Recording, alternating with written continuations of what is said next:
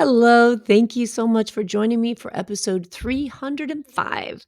I'm your host, Laura Lummer, and I am so glad that you're here with me today, taking a little break, doing a little something for yourself. Because this show comes out on Friday, just 3 days before Christmas here in the US, or if you celebrate Christmas. But regardless if you celebrate Christmas or not, throughout our lives, there are lots of gatherings that are special to us, that may have traditions that surround them, and that we might also make really stressful when we don't have to. So I hope that sharing this episode with you, that by the end of it, maybe you can make things a little easier on yourself, whether it's for Christmas or any other time during the year.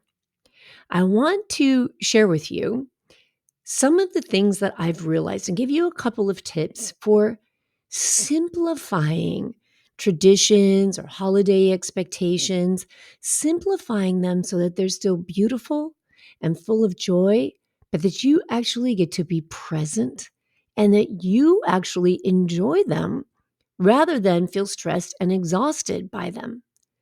So I think back on when I was a kid, and I'm one of six children. And anytime people were coming over, anytime the family was getting together, which obviously there's 8 of us to start with, and then my grandparents might come over or aunts and uncles or cousins or anything like that, that I just remember my mom being so stressed, never sitting down to enjoy the meal with us because she was always up getting something for somebody or finishing something off. And I can remember my dad all the time saying, "Nancy, just sit down." I can remember as kids, we were always waiting for mom to finish something else. And all we wanted was attention, right? Mom, come and sit down. But she was always trying to make everything the way she wanted to be, which was lovely, right? She wanted to make everything the way she thought everyone would enjoy it the most. She wanted to create that experience and take care of everybody. And in her telling herself what it was she needed to do in order to create that experience, she would stress herself out, right? She would be exhausted and then she would be kind of, I don't know, cranky sometimes, right? It wasn't that pleasant.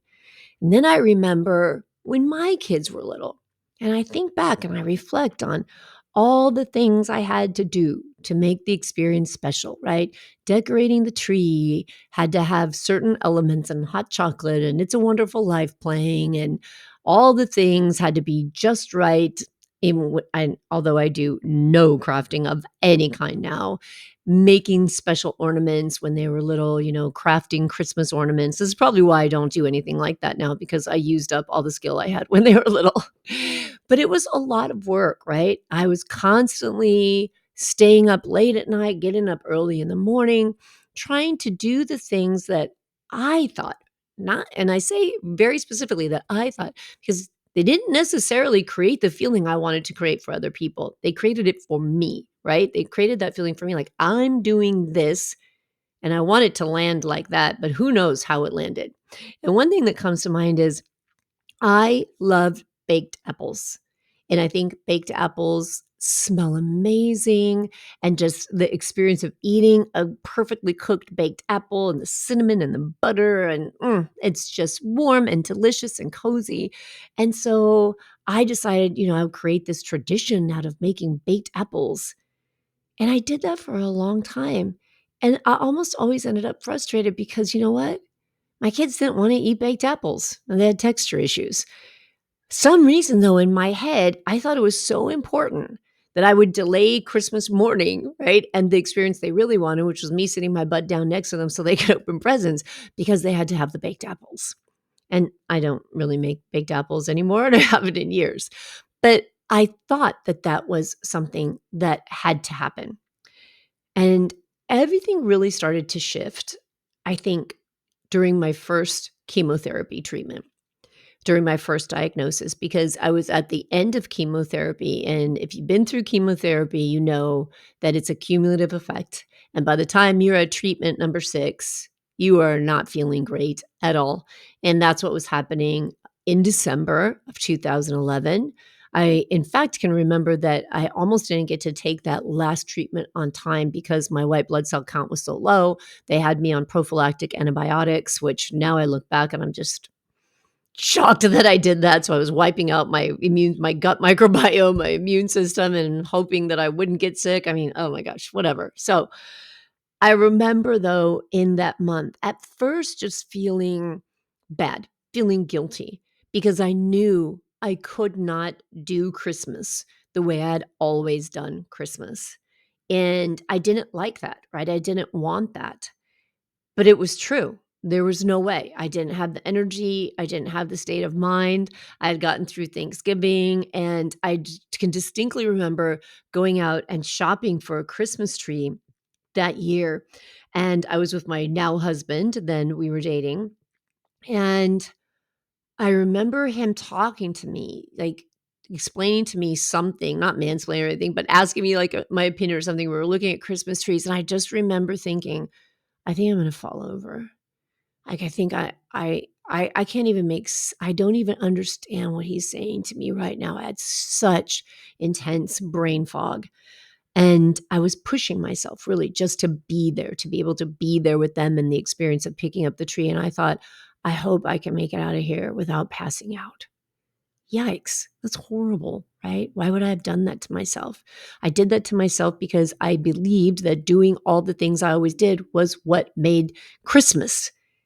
But what made Christmas was me being there, me being present, me being able to sit with the people I love, listening to them, and just enjoying them and enjoying each other. And because I could not do the things I normally did that year, it became an experience that was very liberating because guess what happened? Everyone still had a great time. Everyone still enjoyed Christmas. There was no problem, there was no trauma, there was no resentment. I did as much as I could do, and it was all fine.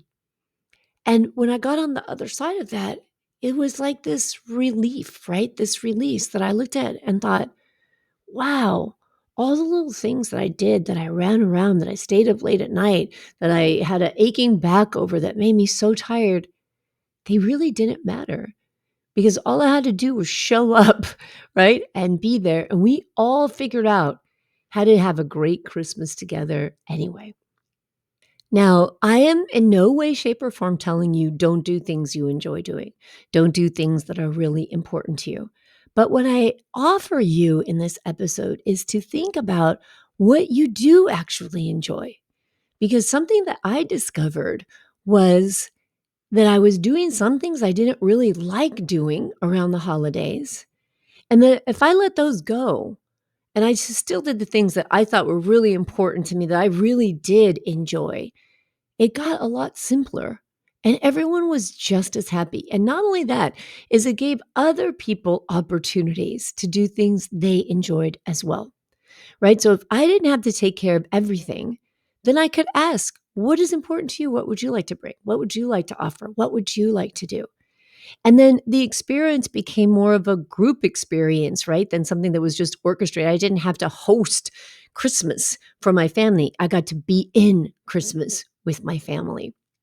Something else that changed after that time, after that first Christmas, was that I realized that Christmas sometimes was really frustrating because my kids were getting older and this friend wanted them to come over, or I was divorced from their dad, so they had to see that grandma or the other aunt or see their dad or whatever, right? They had to run all around on Christmas or on Thanksgiving or any holiday that it was, right? And I started to think, this isn't fun. Like, who likes to be stressed and running around and feeling obligated to eat 4 different meals throughout the day, right? And when I looked at that, I thought, okay, I don't want to fight over who gets to be with the family at Christmas because you only have 2 hours for this house and 45 minutes for that house. Why do I have to do it on that day?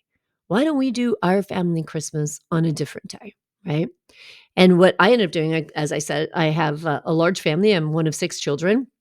And so we decided to do our big family, the total family. I call it the macro Christmas with everybody included.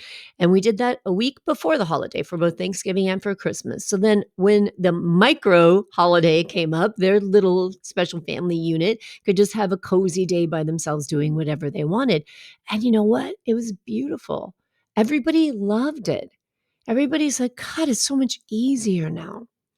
And really, that's all this episode is about. What can you do to make life easier on yourself this holiday, but every day? What do you do and what do you put yourself through? Because you're telling yourself a story, it has to be done for other people, and maybe it doesn't. Maybe you can let it go. I'm really big into letting things go right now. The last couple of months in my Better Than Before Breast Cancer membership, we've been working on manifesting what you want in life. And in order to manifest what you want in life, you've got to let go of the things that stop you from doing that, right? So when it came to the holidays, what I wanted was more joy, more time with the people I loved, with my sisters, with my children, with my granddaughter. And I realized that if I simplified what I believed created the Christmas experience, I could be in the Christmas experience. And I see this happen with so many women, my friends, my clients, and I think my family has gotten a lot better at it because all of us have kind of leaned into simplifying things since we kind of transformed the way we celebrate our holidays. And it's been really lovely. But I hear a lot of women doing things where they're totally stressing themselves out, where I'm hearing people say to me, "Oh, I haven't even slept, or I only slept for a couple of hours because I had to get all this stuff out." And when I say, "Why did you have to get all this stuff out?" The response is often, "Because that's what I've always done, because that's the way I do Christmas." But if you let go of that idea, if you just wiped that off the table and you started over today and you asked yourself what's really important to you today when it comes to times that you have a chance to connect with the people you enjoy, what's really important? Would that change? Would that change no matter what the holiday is, no matter what the timing is, no matter what day it is? Could you simplify life? Could you release some of the beliefs that aren't really true, but you've told yourself you have to do these things to stress yourself out and exhaust yourself in doing them so that someone else could have the experience you're trying to create? I recently came back from Florida where we visited my husband's youngest daughter, and she's got 3 children.